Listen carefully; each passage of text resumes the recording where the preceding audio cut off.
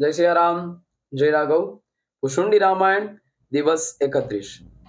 ગયો મોર સંદેહ સુનેઉ સકલ રઘુપતિ ચરિત ભયઉ રામ પદ ને તવ પ્રસાદ બાય સતિલખ. કુશુંડીજી આ કથા સંભળાવી રહ્યા હતા. કથાના પૂર્ણાંતે, કથાના વિરામ સમયે ગરુડજીના શબ્દો છે કે મારો જે કંઈ પણ સંશય હતો, મારો જે કંઈ પણ મોહ હતો, એ ગયો મોર સંદેહ સુને હું સકલ રઘુપતિ ચરિત, કે આ રામજીના ચરિત્રને સાંભળીને મારો બધો જ સંશય દૂર થયો છે.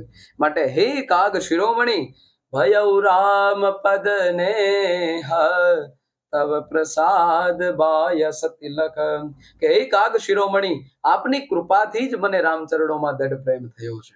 બસ આવો કૃતાર્થ ભાવ રઘુનાથજીના ચરણોની અંદર સમર્પિત કરતા કરતા ગરુડજી કાગભૂષુંડીજીને સમગ્ર આ રામકથાનો શ્રેય, રામકથાનો પ્રેમ, રઘુનાથજીના ચરણોની અંદર દ્રઢ અનુરાગનો જે કંઈ પણ આશ્રય થયો છે એ અર્પણ કરીને સમગ્ર પોતાનું વૃત્તાંત સમજાવે છે.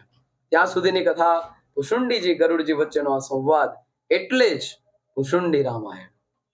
કુશુંડી રામાયણ દિવસ 31. જય સિયારામ, જય રાઘવ.